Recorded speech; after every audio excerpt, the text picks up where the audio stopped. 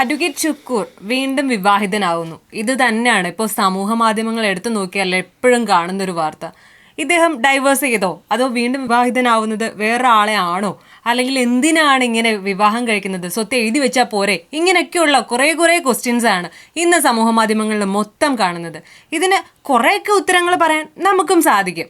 അപ്പോൾ അതിൻ്റെ വിവരങ്ങളിലേക്ക് കൂടുതൽ കാര്യങ്ങൾ അറിയാത്തതും അറിഞ്ഞതുമായ കുറച്ച് കാര്യങ്ങൾ ഇപ്പോൾ ഇവിടെ നമുക്ക് ചർച്ച ചെയ്യാം. സർ, എന്താണ് ശരീഅത്ത് നിയമം? എന്താണ് ഇതിൽ ആദ്യത്തെ ഇപ്പോൾ ആ ഇൻട്രൊഡക്ഷനിൽ സന്ധ്യ പറഞ്ഞൊരു സംഗതി ഉണ്ടല്ലോ, ഈ പുള്ളി ഇപ്പം വീണ്ടും വിവാഹിതനാകുന്നു എന്ന് പറയുന്നൊരു സംഗതി. അതുതന്നെയാണ് ഇതിൽ ഏറ്റവും ആശ്ചര്യകരമായ കാര്യം. കാരണം അദ്ദേഹം ഒരുപാട് നാളുകളായി വക്കീലാണ്, ഭാര്യ പ്രൊവിസി ആയിരുന്നു, പിന്നെ ലീഗിൻ്റെ പിന്നെ മന്ത്രിസഭയുടെ കാലത്ത് ആണ് അവർ വിദ്യാഭ്യാസത്തിൽ പ്രൊവിസി ആക്കിയത്.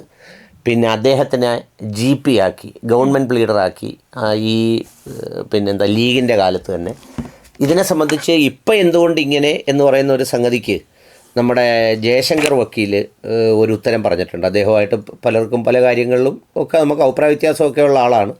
പക്ഷേ അദ്ദേഹം ഇതിനെക്കുറിച്ച് അഡ്വക്കേറ്റ് ജയശങ്കർ ഇട്ട പോസ്റ്റിൽ പറയുന്നത്, ശബാനു ഭാഗം 2, ആൺമക്കളില്ലാത്തതുകൊണ്ട് സ്വത്തിൻ്റെ 1/3 സഹോദരന്മാർക്ക് നൽകേണ്ടി വരുമെന്നതല്ല ഷുക്കൂർ ഷീന ദമ്പതിമാരുടെ യഥാർത്ഥ പ്രശ്നം. അങ്ങനെ ആയിരുന്നെങ്കിൽ അഖിലലോക മുതലാളി അടക്കം ചെയ്തതുപോലെ വിവാഹ രജിസ്ട്രേഷൻ ആരോരും അറിയാതെ പരമരഹസ്യമായി നടത്തുമായിരുന്നു. ഫേസ്ബുക്ക് പോസ്റ്റ്, പത്രവാർത്ത, TV ചർച്ചയൊക്കെ നടത്തി 2ാം കെട്ട് ആഘോഷമാക്കുന്നതിൻ്റെ ഉദ്ദേശ ലക്ഷ്യം വളരെ വ്യക്തമാണ്. മുസ്ലിം വ്യക്തി നിയമം വീണ്ടും ചർച്ചാ വിഷയമാക്കണം, ഏക സിവിൽ കോഡിന് വഴിതെളിക്കണം. തുല്യതയാണ് നീതി എന്ന മുദ്രാവാക്യവുമായി ഇക്കഴിഞ്ഞ ശനിയാഴ്ച കോഴിക്കോട് നളന്ദ ഓഡിറ്റോറിയത്തിൽ നടന്ന മുസ്ലിം വിമൻസ് കോൺഫറൻസിൽ സംഘാടകരായും വിഷയ അവതാരകരായും ഷുക്കൂർ ഷീനമാർ ഉണ്ടായിരുന്നു. സമീപകാലം വരെ മുസ്ലിം ലീഗുകാരായിരുന്ന ഇവർ മാർക്സിസ്റ്റ് മച്ചമ്പിമാരായ ശേഷമാണ് ബുദ്ധി ഉദിച്ചതും ഇസ്ലാമിക ശരീഅത്തിനെ ശരിയാക്കാൻ തീരുമാനിച്ചതും. ഷുക്കൂർ ഷീന ധീര സഖാക്കൾക്ക് വിപ്ലവ വിവാഹ അഭിവാദ്യങ്ങൾ. ഈങ്കുലാബ് സിന്ദാബാദ്.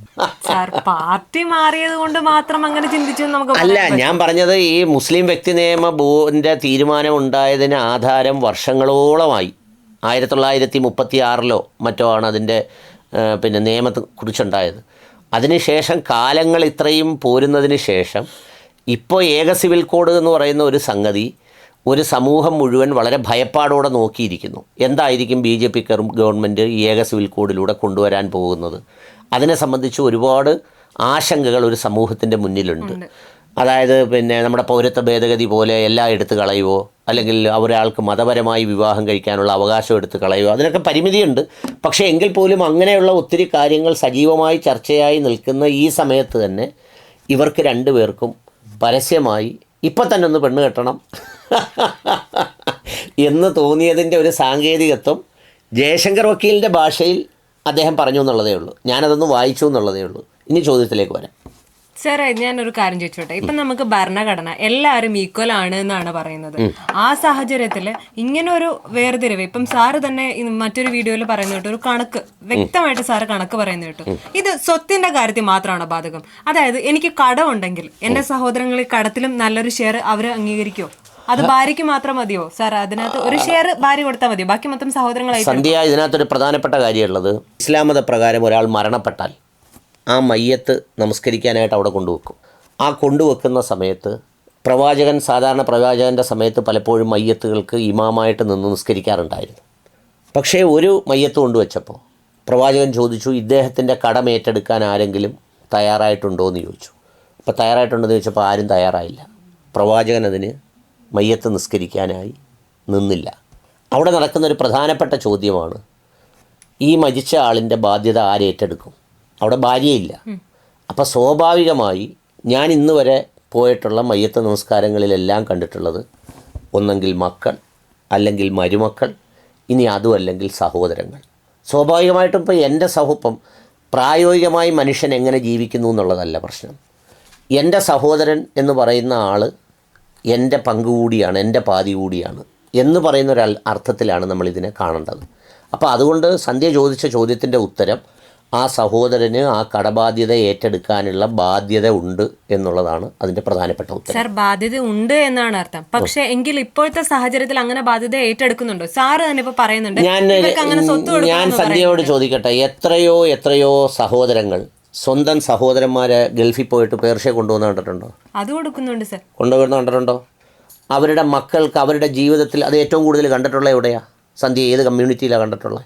ഒരാൾ പോയി രക്ഷപ്പെട്ടാൽ ആ കുടുംബത്തിലെ എല്ലാവരെയും രക്ഷപ്പെടുത്താൻ ശ്രമിക്കുന്ന കമ്മ്യൂണിറ്റി തന്നെയാണ് കൂടുതൽ കണ്ടിട്ടുള്ളത്. അത് അവിടെ അന്നേരം ഞാൻ പറയുന്നത് അവിടെ ആ സാഹോദര്യ ബന്ധത്തിന് വില കൽപ്പിക്കുന്നില്ലേ? അവിടെ ഈ കൊണ്ടുപോകുന്ന ആളിന് ചിലപ്പം വിസ എടുക്കാനുള്ള കാശുണ്ടാവില്ല. ആ വിസ എടുത്തു കൊടുത്ത് അവിടെ കൊണ്ടുപോയി നിർത്തി അങ്ങനെ എത്രയോ സംഭവങ്ങൾ നമ്മുടെ ചുറ്റുപാടുകളിൽ കാണും. മുസ്ലിം കമ്മ്യൂണിറ്റി മാത്രമാണ് സംഭവിക്കുന്നതെന്ന് ഞാൻ പറഞ്ഞിട്ടില്ല. അത് കൂടുതൽ സംഭവിക്കുന്നത് എനിക്കൊരിക്കലും അങ്ങനെ ഏതെങ്കിലും ഒരു മതത്തിൽ മാത്രമേ ഇത് സംഭവിക്കാവൂ എന്ന് എനിക്കൊരു നിർബന്ധ ബുദ്ധിയില്ല. എല്ലായിടവും ഇത് സംഭവിക്കണമെന്നുള്ളതാണ് എൻ്റെ ആഗ്രഹം.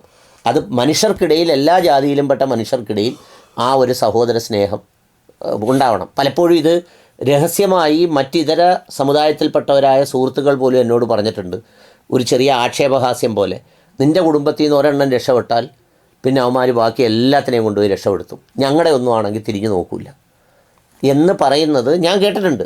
അതുകൊണ്ടാണ് ഞാൻ പറഞ്ഞത്. അപ്പോൾ അതുകൊണ്ട് നിർബന്ധമായും സഹോദരന് ഈ സഹോദരൻ്റെ കടത്തിൽ ഒരു ബാധ്യതയുണ്ട് എന്നുള്ളതാണ് നിർബന്ധമായ കാര്യം. സാറിന് ഇപ്പം 3 മക്കളുണ്ട്. ഈ 3 മക്കളെയും സാർ വേർതിരിച്ചാണോ സ്നേഹിക്കുന്നത്? അല്ല. സാറിനെ തിരിച്ച് അവർ വേർതിരിച്ചാണോ സ്നേഹിക്കുന്നത്? അല്ല. എല്ലാവർക്കും ഈക്വൽ ആയിട്ട് തന്നെയാണ്, ഉറപ്പാണ്. അപ്പൊ പിന്നെ സ്വത്ത് മാത്രം ഈ 3 പേർക്ക് സ്വത്ത് മാത്രം എന്ന് പറഞ്ഞാൽ അവിടെ കൃത്യമായ ഒരു സംഗതിയുണ്ട്. ഇസ്ലാം ഉണ്ടാക്കിയ ഒരു വ്യവസ്ഥിതി പ്രകാരം, ഇതൊരു മതത്തിൻ്റെ കാഴ്ചപ്പാടാണ് ഞാൻ പറയുന്നത്. ഭർത്താവ് സംരക്ഷിക്കപ്പെടേണ്ട ആളാണ്, അതിൻ്റെ ഉത്തരവാദിത്വം അവനുണ്ട്. അവൻ കാശ് ചെലവഴിക്കണം, അവൻ അധ്വാനിക്കണം, അവൻ വരുമാനം ഉണ്ടാക്കണം, അവൻ ഈ കാര്യങ്ങളെല്ലാം ചെയ്യണം. പെൺകുട്ടിക്ക് മഹർ അങ്ങോട്ട് കൊടുക്കാൻ പറഞ്ഞിട്ടുണ്ട്. ആര് കൊടുക്കാൻ പറഞ്ഞിട്ടുണ്ട്? പുരുഷൻ കൊടുക്കാൻ പറഞ്ഞിട്ടുണ്ട്. പ്രായോഗികമായിട്ട് എങ്ങനെയാണ് നടക്കുന്നതെന്നുള്ളതല്ല ഞാൻ പറയുന്നത്. അപ്പോൾ സ്വാഭാവികമായി ഒരു പുരുഷന് കിട്ടുന്ന, അവൻ സൂക്ഷിക്കുന്ന സമ്പത്തിൽ അവൻ ഒരുപാട് ബാധ്യതകൾ നിർവഹിക്കണം, ഉത്തരവാദിത്തങ്ങൾ നിർവഹിക്കണം. സ്ത്രീക്ക് ലഭിക്കുന്ന സമ്പത്തിൽ ഈ മതത്തിനകത്ത് ഒരിടത്ത് പോലും സ്ത്രീ എന്തെങ്കിലും കാര്യത്തിന് വേണ്ടി ചിലവാക്കണമെന്നോ, സ്ത്രീ ചിലവാക്കി പുരുഷനെയും കൂടെ സംരക്ഷിക്കണമെന്നോ, കുടുംബം സംരക്ഷിക്കണമെന്നോ ഒന്നും ഒരു നിയമപരമായ ബാധ്യതയില്ല. അതുകൊണ്ടാണ് ആണും പെണ്ണും തമ്മിലുള്ള വിവാഹബന്ധം വേർപെടുത്തുമ്പോൾ ജീവനാംശം ആർക്കാണ് കൊടുക്കുന്നത്? പെണ്ണിനാണ് കൊടുക്കുന്നത്. മക്കൾക്ക് ചിലവിന് കൊടുക്കണം, ഭാര്യയ്ക്ക് ചിലവിന് കൊടുക്കണം. എന്നാൽ ഭർത്താവ് പറയുക, എനിക്കൊരു ഗതിയും മാർഗവും ഇല്ല. ഏതെങ്കിലും കോടതി ഭർത്താവിന് ജീവനാംശം കൊടുക്കണമെന്ന് പറയുന്നത് കേട്ടിട്ടുണ്ടോ? പക്ഷെ സാർ, നേരെ തിരിച്ച് ഭാര്യമാര് വീട് നോക്കുന്ന വീടുകളും ഞാൻ പറഞ്ഞത് അതൊക്കെ ഉണ്ട്. ഭാര്യമാർ നമ്മൾ ഒരുമിച്ച് ജീവിക്കുമ്പോൾ ഭാര്യയ്ക്ക് ജോലിയുള്ള വരുമാനം കൊണ്ട് വീട് നോക്കുന്നവരുണ്ട്, വീട്ടിന് ചെലവഴിക്കുന്നവരുണ്ട്. ഞാൻ ആദ്യമേ പറഞ്ഞല്ലോ, ഒരു മതം എങ്ങനെയാണ് ഇതിനെ കാണുന്നതെന്നുള്ളതാണ്. രണ്ടാമത്തെ കാര്യം. അങ്ങനെ നോക്കുകയാണെങ്കിൽ ഇപ്പൊ സാറ് പറഞ്ഞു മഹർ അങ്ങോട്ടേക്ക് കൊണ്ടു കൊടുത്തിട്ടാണ്, പ്രായോഗികമായിട്ടല്ല നടക്കുന്നതെങ്കിലും എന്ന്. അപ്പൊ കുറെയൊക്കെ പ്രായോഗികമായിട്ട് അങ്ങനെ മാറ്റിയും തിരിച്ചൊക്കെ ചെയ്യാം. അങ്ങനെയാണെങ്കിൽ പിന്നെ എന്തെങ്ങനെ ചെയ്യേണ്ടി വരുമെന്നറിയാവോ? നമുക്കൊരു സ്റ്റാൻഡേർഡ് വെച്ചിട്ടുണ്ട്. ഇപ്പോൾ ഉദാഹരണത്തിന് പിന്നെ സന്ധ്യ പൊങ്കാല ഇടാൻ പോകണമെങ്കിൽ തിരുവനന്തപുരത്ത് ആറ്റുകാൽ ക്ഷേത്രത്തിൽ പോയി റോഡിൽ നിന്ന് പൊങ്കാല ഇടണം. എന്നാൽ പ്രായോഗികമായിട്ട് നമുക്കെല്ലാവർക്കും ഇഷ്ടം നമ്മുടെ വീടിൻ്റെ മുമ്പിൽ നിന്ന് ഇടാനാണ്. എവിടെ? തഴവയിലെ. അങ്ങനെയാണെങ്കിൽ നമുക്ക് മറ്റേ ആ വിശ്വാസത്തെ ഇങ്ങോട്ടിങ്ങ് കൊണ്ടുവരുന്നതാണോ എളുപ്പം? അങ്ങനെയല്ല. അപ്പം എന്താ ചെയ്യേണ്ടത്? ആ സ്റ്റാൻഡേർഡിനനുസരിച്ച് നമ്മുടെ ജീവിതത്തെ മാറ്റിയെടുക്കാൻ നമ്മൾ ശ്രമിക്കണം. ഇപ്പോൾ ഉദാഹരണത്തിന് പറഞ്ഞാൽ അങ്ങനെ ചെയ്യുമ്പോൾ എന്തൊരു കാര്യം എന്താ അറിയാമോ? ഇപ്പോൾ കുറേ പേര്, പുതിയ തലമുറയിൽ കുറേ ആളുകളെങ്കിലും മഹർ അങ്ങോട്ട് കൊടുത്ത് കെട്ടുന്നവരുണ്ട്. ഇനി വേറൊന്നുമല്ല, കൊടുത്ത് കെട്ടിയില്ലെങ്കിൽ പോലും അവരുടെ കയ്യിൽ നിന്നും വിലപേശി വാങ്ങാതെ എന്താണോ ആ പെൺകുട്ടിക്ക് അവരുടെ വീട്ടിൽ നിന്ന് കൊടുക്കുന്നത് അതിൽ തൃപ്തിപ്പെട്ട് കല്യാണം കഴിക്കുന്നവരുണ്ട്. അങ്ങനെ കല്യാണം കഴിച്ച ഒരാളാണ് ഞാൻ. ഓപ്ഷണലാണ്. അതായത് അവരെന്തെങ്കിലും കൊടുക്കുന്നെങ്കിൽ അവർക്ക് കൊടുത്തോട്ടെ. 50 പവൻ കൊടുക്കുന്നത് 50, 75 75, 100 100, അവരിഷ്ടം എങ്ങനെയാണോ അതനുസരിച്ച് അവരുടെ മോക്ക് കൊടുക്കുന്നു. ഒരു ബാർഗെയിനിങ് ഇല്ല, എനിക്കിത്ര വേണമെന്നുള്ള പറച്ചിലില്ല, വേറൊന്നുമില്ല. അങ്ങനെ കൊടുത്താണ് ഒരു പെൺകുട്ടിയെ വിവാഹം കഴിച്ചു വിടുന്നത്.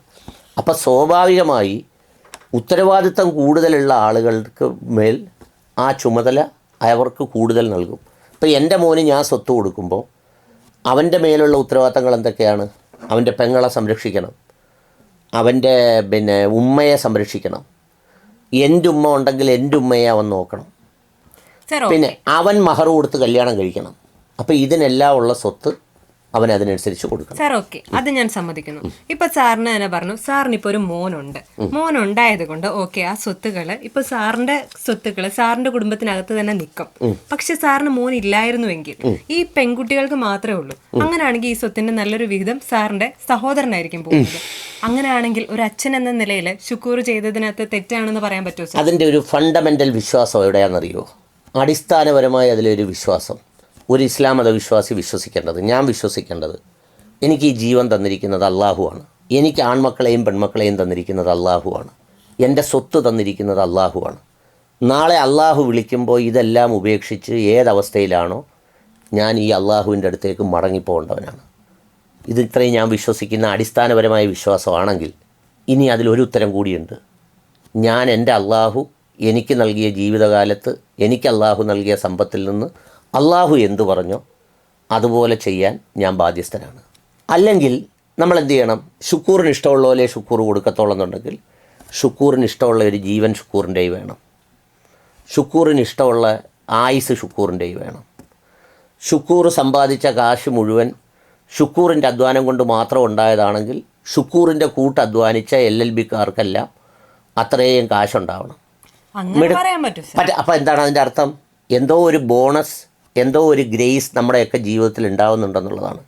ആ ഗ്രേസിനൊരു ബാധ്യതയുണ്ട്. ഇപ്പോൾ ഉദാഹരണത്തിന് പറഞ്ഞാൽ ദാനം കൊടുക്കണം, സക്കാത്ത് കൊടുക്കേണ്ടത് ഒരു ഇസ്ലാം മത വിശ്വാസത്തിൽ 2.5% സക്കാത്ത് കൊടുക്കണം. ഈ 2.5% കൊടുക്കാൻ പറഞ്ഞ ആരാ? അള്ളാഹയാ പറഞ്ഞത്. അള്ളാഹ് കൊടുക്കാൻ പറഞ്ഞപ്പം അതിന് അള്ളാഹ് ആരാ? ഞങ്ങളുണ്ടാക്കിയ കാശിൽ നിന്ന് എനിക്കിഷ്ടമുള്ളത് കൊടുക്കും എന്നൊരാൾക്ക് തീരുമാനിക്കാൻ അവകാശമുണ്ട്. അവിടെ വെച്ച് നമുക്ക് ശുക്കൂറാവാം. എന്നാൽ മറിച്ച് എൻ്റെ അള്ളാഹ് പറഞ്ഞതാണിത്, അത് ഞാൻ സന്തോഷപൂർവ്വം ചെയ്യുന്നു. എന്തുകൊണ്ട്? എനിക്ക് ആയുസ് തന്നത് അള്ളാഹുവാണ്. ഞാനൊരു അപേക്ഷയും കൊടുത്തല്ല ശുക്കൂറായിട്ട് ജനിച്ചത്. എനിക്ക് ഈ രൂപവും ഭാവവും ഒന്നും തന്നത് ശുക്കൂർ വേറെ ആരുമല്ല. ഞാൻ ഇത്രയും നാൾ ജീവിക്കണമെന്ന് തീരുമാനിച്ചു ഞാനല്ല.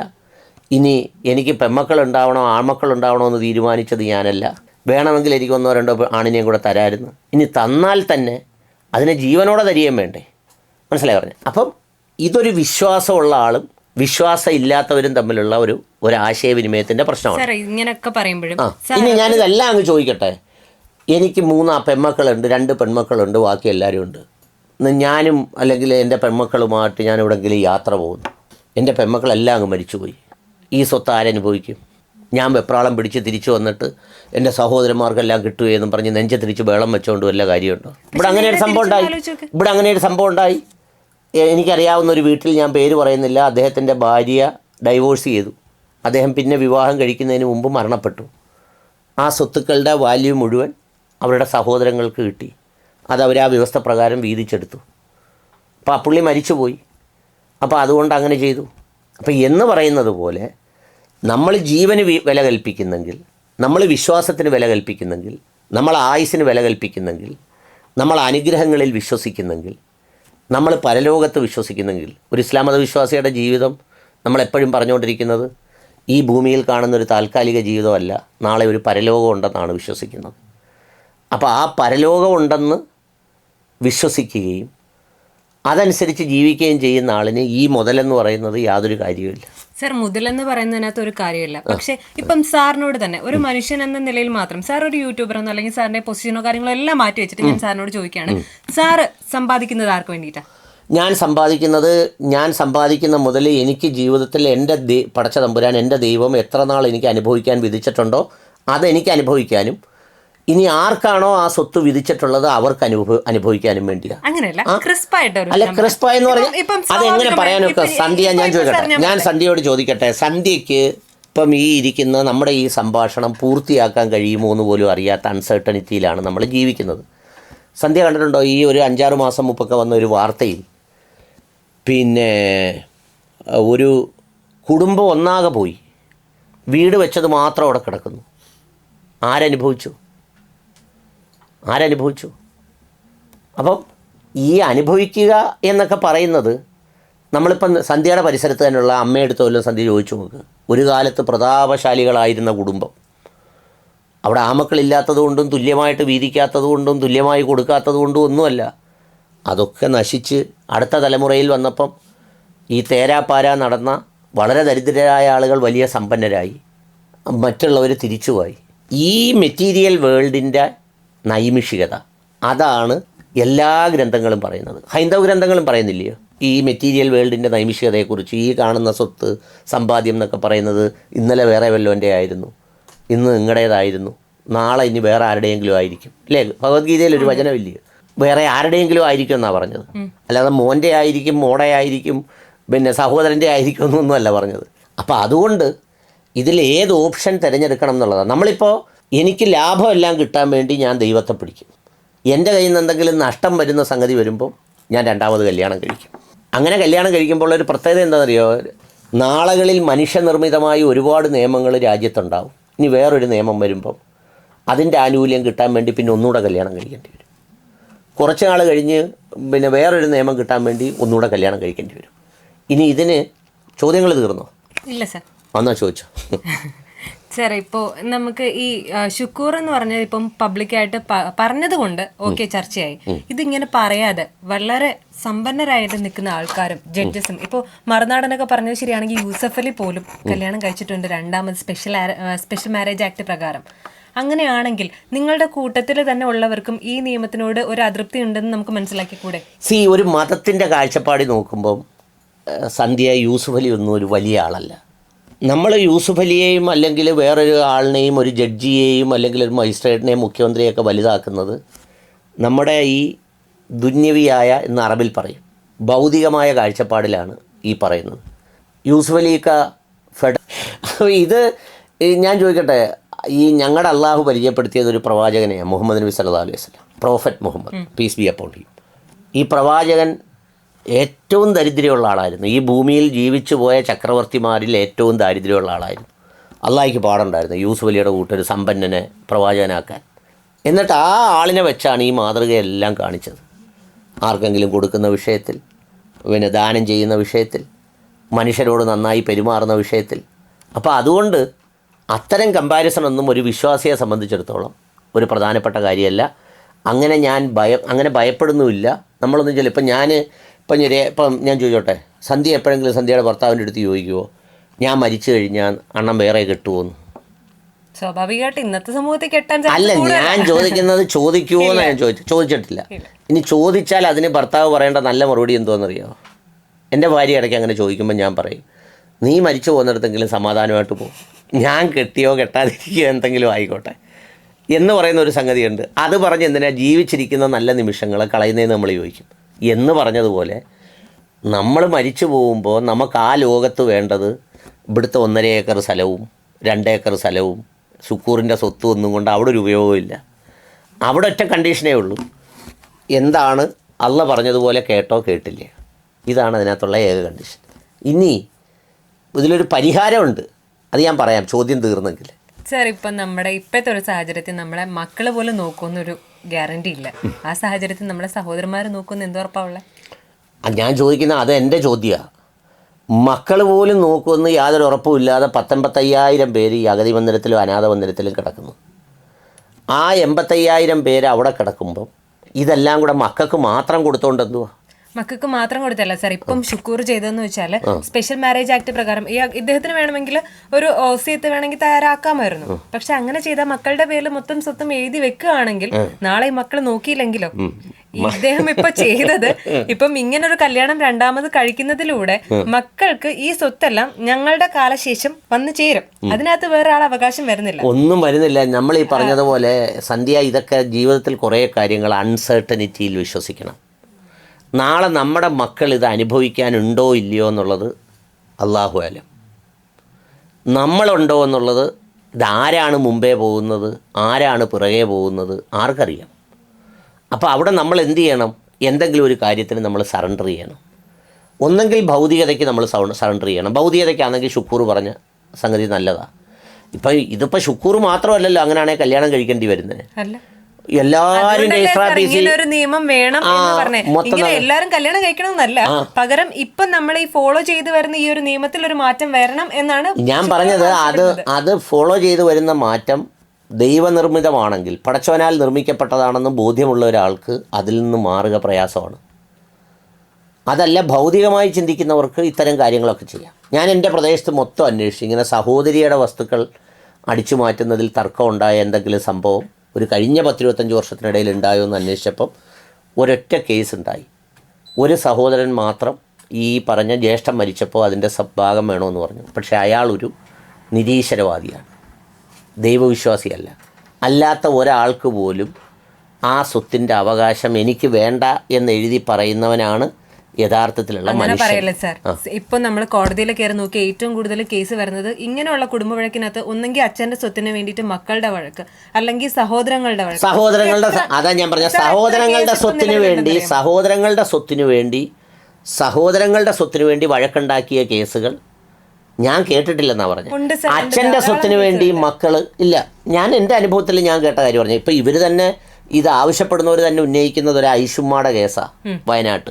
അപ്പം ഇങ്ങനെയുള്ള കേസ് ഉണ്ടായിരുന്നെങ്കിൽ എപ്പോഴേ കേരളത്തിൽ ഒരു 100 കേസ് പൊന്തി വരൂല്ലേ ഇതുപോലെയുള്ളതായിട്ട് ബന്ധപ്പെട്ട് ഞാൻ 1-2 വക്കീലന്മാരെ വിളിച്ച് ചോദിച്ചപ്പോഴും അവർ പറയുന്നത് എത്രയോ കേസുകൾ ഇതിങ്ങനെ ഈ ഒരു സ്വത്തിന്റെ പേരിൽ മാത്രം എത്രയോ കേസുകൾ കോടതിയിൽ സ്വത്തിന്റെ പേരിൽ മാത്രം കേസുകളുണ്ട്.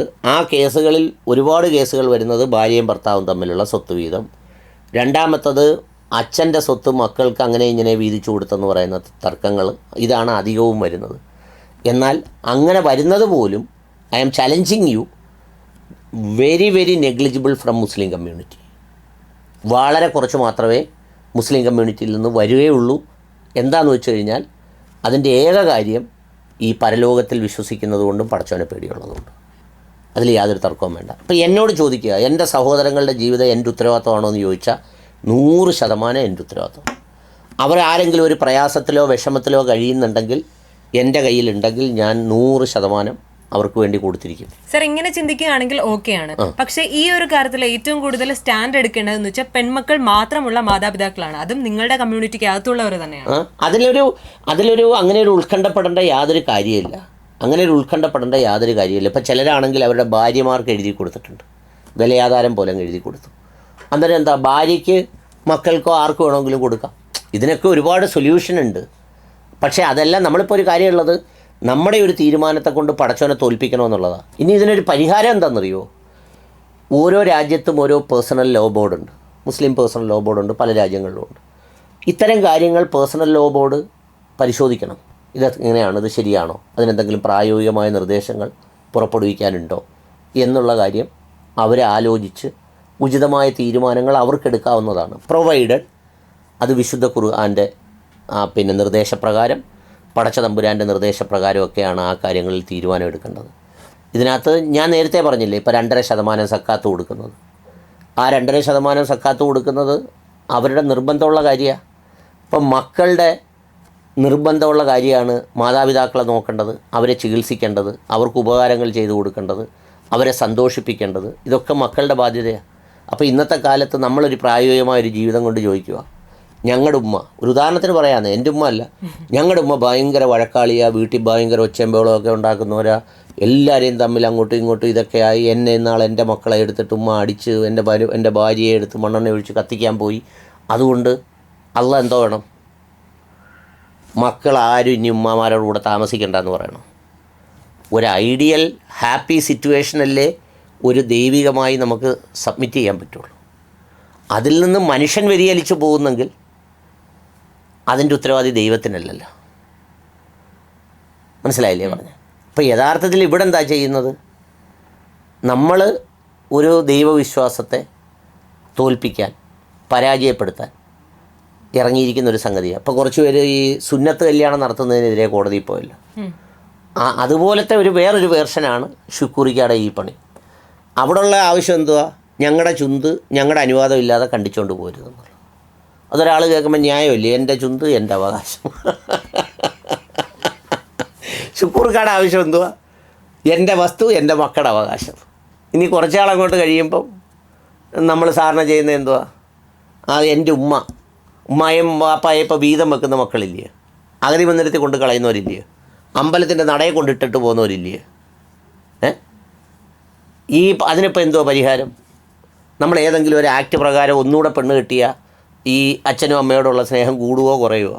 ഇതൊക്കെ ഹൃദയത്തിലെ മാനവികതയും വിശ്വാസവും കൊണ്ടുണ്ടായിത്തീരേണ്ടതാണ്. അങ്ങനെ ഉണ്ടായിത്തീർന്നാൽ ബാക്കിയെല്ലാം റെഡിയാവും. ഇപ്പം ഞാനിവിടെ ഇരിക്കുന്നിടത്ത് നിന്ന് ഒരു ഏത്തക്ക എടുത്ത് തിന്നുന്നു. ഞാൻ വാങ്ങിച്ചുകൊണ്ട് വന്ന ഏത്തക്കായ, അവകാശം പറയുമ്പം ഇത് ഞാൻ വാങ്ങിച്ചുകൊണ്ട് വന്ന ഏത്തക്കായ, ഈ കടയിൽ നിന്ന് വാങ്ങിച്ചുകൊണ്ട് വന്നതാണ്, ഇതിനകത്തുള്ളതെല്ലാം ന്യൂട്രിയൻറ്റും പ്രോട്ടീനും വൈറ്റമിനും ഒക്കെയാണ്. ഞാൻ സന്ധ്യയോട് ചോദിക്കുമോ, നീ വല്ലതും കഴിച്ചോ? ഇല്ല. എന്നാൽ നീ കഴിക്കും, ഞാൻ നേരത്തെ കഴിച്ചു എന്ന് പറയുന്നത് എന്താ? ദൈവികതയാണ്. അതേസമയം ഇത് എൻ്റെ മുതൽ, എൻ്റെ വക, എൻ്റെ ഏത്തയ്ക്ക, ഞാൻ തിന്നും, നീ ആരാ ചോദിക്കാനെന്ന് ചോദിച്ചാൽ സന്ധ്യയ്ക്ക് വല്ലതും ചോദിക്കാനുള്ള അവകാശമുണ്ടോ? ഇല്ല. പക്ഷേ ഞാനത് ചോദിക്കേണ്ടത് എൻ്റെ ദൈവികതയാണ് എന്ന് പറഞ്ഞതുപോലെ സഹോദരങ്ങളും ഭാര്യയും ഭർത്താവും അവരുടെ മക്കളും ഉമ്മയും വാപ്പയും ഒക്കെ ഉൾക്കൊള്ളുന്ന ഒരു സമഗ്രമായ സ്നേഹബന്ധങ്ങളാൽ ബന്ധിതമായ ഒരു കുടുംബ ബന്ധത്തെയാണ് ദൈവം വിഭാവനം ചെയ്തത്. പക്ഷേ അതിനിടയിൽ നമ്മളെന്ത് ചെയ്തു? നമ്മളങ്ങോട്ടും ഇങ്ങോട്ടും മുറിഞ്ഞു, ഭിന്നിച്ചു, അത് ചെയ്തു, ഇത് ചെയ്തു, മറ്റേത് ചെയ്തു. അങ്ങനെയുള്ള ഒരുപാട് കാര്യങ്ങൾ നമ്മൾ അങ്ങോട്ടും ഇങ്ങോട്ടും ഒക്കെ ഉണ്ടാക്കി. അങ്ങനെ ഉണ്ടാക്കിയതിന് ദൈവത്തെ കുറ്റം പറഞ്ഞിട്ട് എന്തിനാ അതിനകത്ത് ആങ്ങളെ സഹോദരന്മാരെ ഇട്ടെ, എൻ്റെ മുതലല്ല എനിക്ക് തന്നെ കിട്ടണമായിരുന്നു, അങ്ങനെ പറഞ്ഞ് അതിനെ തിരുത്തുന്നതിന് പകരം ഷുക്കൂർ എന്താ ചെയ്യേണ്ടത്? ഷുക്കൂർ മാതൃകയാവേണ്ടത് ഷുക്കൂറിൻ്റെ സഹോദരങ്ങൾ കൂടെ ഈ പറഞ്ഞത് കൊടുക്കാമെന്ന് പറയണം. അള്ളാഹ് എനിക്ക് വിധിച്ചിട്ടുണ്ടെങ്കിൽ ഇനിയും തരും. എന്തായാലും ഷുക്കൂർ ആദ്യം പോലെ ബുദ്ധിയും വിവേകവും ഒന്നും ഉള്ള ആളല്ലായിരുന്നല്ലോ. ഒരു പേപ്പറിൽ പൊതിഞ്ഞ് വെച്ചിരുന്നില്ലേ ഉമ്മ? അവിടെ നിന്നല്ലേ ഷുക്കൂർക്ക് വളർന്ന് ഇവിടം വരെ എത്തിയത്. ഷുക്കൂർക്ക് ഇതെല്ലാം വളർന്നെത്തി. എത്രയോ ഷീന ഷുക്കൂറിൻ്റെ കൂട്ട് മിടുക്കുള്ള ഒരു കേരളത്തിലുണ്ട്. അതിനെ കളന്നിട്ട് പ്രൊവിസിയായ ഗവൺമെൻറ് ലീഡറായ. സമയം കൊടുത്തോണ്ടല്ലേ, ഇതാവുന്നതിന് മുമ്പ് അങ്ങ് മരിച്ചായിരുന്നെങ്കിലോ. എല്ലാവരും ഒരു പോസ്റ്റ് ഇടും, ഞങ്ങളുടെ ഷുക്കൂർക്കായി അഭിവാദ്യങ്ങൾ, തീർന്ന്. അപ്പം ഇങ്ങനെ ഒത്തിരി വിശാലമായ കാഴ്ചപ്പാടിൽ ഇതിനെ കാണേണ്ടി വരും. നമ്മൾ ബാക്കി ലോകത്തോടെല്ലാം ന്യായം പറയുകയും നമ്മുടെ മുതലും വകയും വരുമ്പം അത് നമ്മുടേതും ബാക്കിയെല്ലാം വരുമ്പോൾ അങ്ങനെ ആക്കുന്ന ഒരു വ്യവസ്ഥിതിയല്ല ഇതിലുദ്ദേശിക്കുന്നത്. അതുകൊണ്ട് എൻ്റെ അഭിപ്രായം, ഇത് മക്കൾക്ക് മാത്രം കിട്ടണമെന്നുള്ളവർക്ക് ഇതുപോലെ രജിസ്റ്റർ മാരേജ് ചെയ്തോ വേറെന്തെങ്കിലുമൊക്കെ മാർഗ്ഗങ്ങൾ കണ്ടെത്തിയോ ഒക്കെ അവരുടെ ഒരു മനസ്സമാധാനത്തിന് ഇതൊക്കെ ചെയ്യാം. ഒപ്പം ഒരു വിശ്വാസത്തെ അപമാനിക്കാം. ഇങ്ങനെ ന്യൂനതകളൊക്കെ ഉണ്ടെന്ന് ലോകത്തോട് വിളിച്ചു പറയാം. അതിലൂടെ ഷുക്കൂർ, നമ്മുടെ ജയശങ്കർ വക്കീൽ പറയുന്ന പോലെ ഷുക്കൂർക്ക് സിന്ദാബ എന്നെല്ലാവരും വിളിക്കും. നാളെ ഇതിൻ്റെ ഒരു വലിയ ദീപ്തമായ മാർഗമായി മാറും.